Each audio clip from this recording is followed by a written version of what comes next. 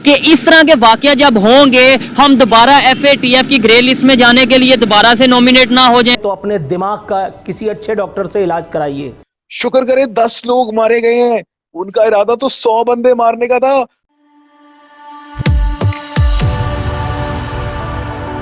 जय हिंद दोस्तों, मोदी देश में आपका स्वागत है। दोस्तों, आपको पता होगा कि अमेरिका और सऊदी अरेबिया और कई मुल्कों ने पाकिस्तान में ये एडवाइजरी जारी की है कि वो इस्लामाबाद और मेरिट होटल में ना जाए क्योंकि वहाँ पे आतंकी हमला हो सकता है।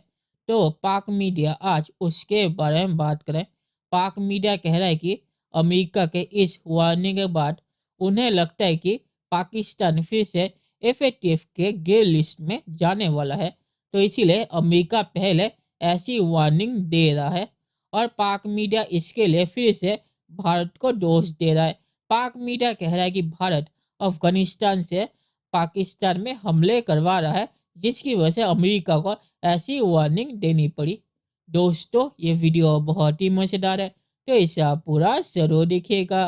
तो चलिए और इंतज़ार न करके ये वीडियो देखते हैं। ऐसे ये बड़े बड़े वाकया हुए, इस्लामाबाद में वाकया हुआ, वो पिंडी में जो स्कूल में APS स्कूल में वाकया हुआ, अभी इस्लामाबाद में, अभी फिर बलूचिस्तान में वाकयात हो रहे हैं। तो क्या समझते हैं कि इस तरह के वाकया जब होंगे हम दोबारा FATF की ग्रे लिस्ट में जाने के लिए दोबारा से नॉमिनेट ना हो जाएं, कहीं अल्लाह ना करे, और दूसरे नंबर पे हमारा इंटरनेशनल इमेज तो नहीं खराब होगा?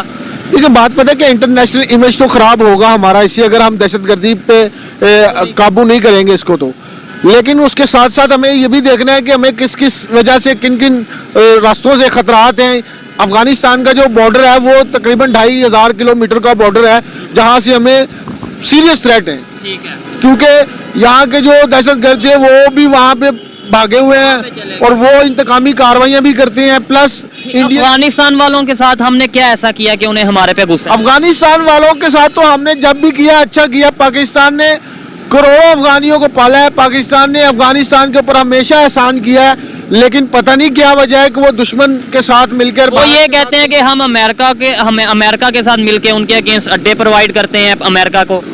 देखिए, ये बात किसी हद तक सही है कि जनरल मुशर्रफ साहब ने जो है वो अड्डे प्रोवाइड किए। तो यही तो यहाँ पे तो मुझे बात समझ नहीं आती। एक साइड पे आप अपने ही जो हमारे हुक्मरान हैं उन्हें क्रिटिसाइज कर रहे हैं और बोल रहे हैं कि हम अमेरिका के साथ मिलकर ऐसा करते हैं, दूसरी साइड पे हम ये कह देते हैं इंडिया इन्वॉल्व। मतलब हम खुद कंफ्यूज नहीं है कि एक जहाँ पे एक हमें जवाब नहीं आता वहाँ पे इंडिया को ले आते हैं? नहीं, ऐसी बात नहीं है, कंफ्यूज भी नहीं है और हमें ये ऐसी बात नहीं है कि जवाब नहीं आता। जवाब जो रियल जवाब है ना, पाकिस्तानी वही जवाब देते हैं। हमारा नुकसान हम जो उनसे अपना नुकसान कर रहे हैं वो हमारी अपनी वजह से हो रहा है या अमेरिका या इंडिया की वजह से हो रहा है? देखें, उसमें अमेरिकन फैक्टर भी है, इंडियन फैक्टर भी है, हमारा कोई फैक्टर नहीं। हमारा फैक्टर तो रियल फैक्टर हमारा ही है। तो फिर वही बात कर रहे हैं कि हमारा ही कसूर है ना। वजीर आजम ने फप्ती कसी है कि दहशतगर्दों को कटहरे में लाएंगे, और अगर आपको लगता है कि सदर और वजीर आजम ये काम कर सकते हैं तो अपने दिमाग का किसी अच्छे डॉक्टर से इलाज कराइए। वो 5 जवान जो शहीद हुए, मातम सिर्फ उनके घर में बपा है। वजीर आजम का ये कहना कतई सरासर झूठ है कि कौम इनके गम में बराबर की शरीक है। कौम को कख परवाह नहीं, कौम आज भी बटी हुई है। किसी को हकीकी आज़ादी चाहिए, कोई जो है कल 27 दिसंबर की बरसी मनाने के लिए तड़प रहा है। कौम को किसी बात की कोई परवाह नहीं। पर पाकिस्तान में आजकल दहशतगर्दी और सर्दी अपने अरूज पर है, और बन्नू में जिस तरह से CTT कंपाउंड को तालिबान ने कैप्चर किया और उसके बाद वहाँ पर ऑपरेशन किया गया सिक्योरिटी फोर्सेस की जानिब से, उसके बाद इस्लामाबाद के अंदर एक बारूद से भरी हुई गाड़ी दाखिल हो जाती है।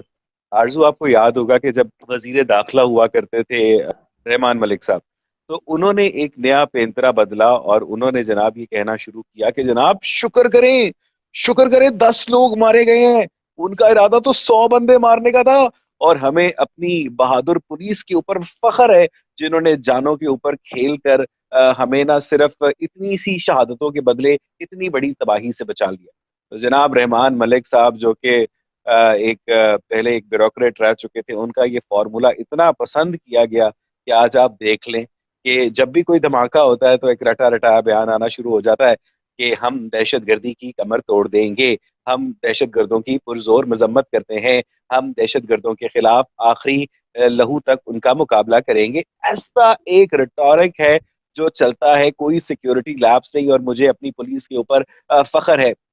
ਉਹ ਭਾਈ ਤੁਹਾਨੂੰ ਫਖਰ ਹੋਏਗਾ ਤੇ मुझे ਮੈਨੂੰ ਇਹ ਦੱਸो कि ए पुलिस उधर उस वक्त किधर थी ये जब ये दहशत बारूद से भरी हुई जो गाड़ी है वो आपके फेडरल कैपिटल के अंदर आईसीटी के अंदर दाखिल हो रही थी और क्या कहते हैं आपने कह दिया कि जनाब हमने चेकिंग के दौरान खुद को उड़वा लिया। आपका एक सिक्योरिटी लैप्स होता है और बजाय उसके कि आप उस सिक्योरिटी लैप्स को रिकग्नाइज करें, मुझे नहीं समझ आती कि अचानक से जो खैबर पख्तूनख्वा में और बलूचिस्तान के अंदर एक मर्तबा से फिर जो राइजिंग दहशतगर्दी है, हमें तो बताया गया था कि दहशतगर्दी की कमर तोड़ दी गई है और बाकायदा जनाब हमने इसके खिलाफ ऑपरेशंस लॉन्च किए हैं, हमने इसके खिलाफ अरबों रुपए के फंड्स लगाए हैं, पर बड़ी अजीबो गरीब कमर है ये और ये उसकी खुद ब खुद ग्रोथ होती है और ये दोबारा से शुरू हो जाती है आरजू। बिल्कुल आप सही कह रहे हैं। साथ-साथ ये भी कहा जाता है कि हम इजाज़त नहीं देंगे दहशतगर्दों को, मतलब जी वो हाँ, जैसे इजाज़त माँग रहे हैं, वो परमिशन दे रहे हैं। एना को पूछ के आंदे ने हो। चलिए दोस्तों, इस वीडियो पे बात करते हैं। तो पहला बंदा तो मुझे बहुत ही ज़्यादा कंफ्यूज लगा। पहले उसने कहा कि भारत की वजह से पाकिस्तान में आतंकी हमले हो रहे क्योंकि अफ़गानिस्तान में भारत तालिबान को फंडिंग कर रहा है। पहले वो कहता था कि अमेरिकी जो सरकार है अफ़गानिस्तान में, वो भारत के साथ मिल के अफ़गानिस्तान से पाकिस्तान पे हमला करती है और तालिबान जब आएँगे तो सब ठीक हो जाएगा। और अब वो कह रहे हैं कि तालिबान को भी भारत फंडिंग करे पाकिस्तान में हमला करने के लिए। तो पाकिस्तान अपना जो साजिशी थ्योरी है वो बदलता रहता है। और उसके बाद उसने कहा अफगानिस्तान पाकिस्तान पे हमला करता है, इसकी वजह पाकिस्तान भी है। तो इसके लिए जिम्मेदार कौन है, भारत, अमेरिका या पाकिस्तान के अंदर जो है वो? तो ये बंदा तो मुझे बहुत ही ज़्यादा कन्फ्यूज़ लगा। तो इस पे बात करके कोई फ़ायदा नहीं है। और पाक मीडिया ने सही कहा कि जब रहमान मलिक पाकिस्तान के होम मिनिस्टर थे तो वो ऐसे ही मजाकिया बयान देते थे कि पाकिस्तान में हमला हो गया तो आप मेरी तारीफ कीजिए कि इससे भी बड़ा हमला होने वाला था और वो नहीं हुआ तो वो हमने रोक लिया, पर ये जो हमला हुआ है इसे हम रोक नहीं पाए और इससे बड़ा हमला हमने रोका, तो उसके लिए आप हमारी तारीफ कीजिए। तो ऐसी नौटंकी रहमान मलिक करता रहता था। और पाकिस्तान में तो अब वो भी नहीं करते। पाकिस्तान में सिर्फ एक बयान जारी करके छोड़ देते हैं और कहते हैं कि हम इन्हें देख लेंगे, पर कभी देखते नहीं। तो अगर ऐसी चीज़ें पाकिस्तान में हो रही हो तो अमेरिका को ऐसी वार्निंग जारी करनी पड़ेगी। और आखिर में मैं ये कहूँगा कि पाक मीडिया ने सही कहा कि पाकिस्तानी सरकार टीटीपी का कुछ बिगाड़ नहीं सकती। वो सिर्फ बयान जारी कर सकती है और बयान जारी करके वो सोच लेती है कि हमारा काम हो गया, तो हमें और कुछ करने की ज़रूरत नहीं है। और पाकिस्तानी आर्मी तो दूसरे कामों में बिज़ी है।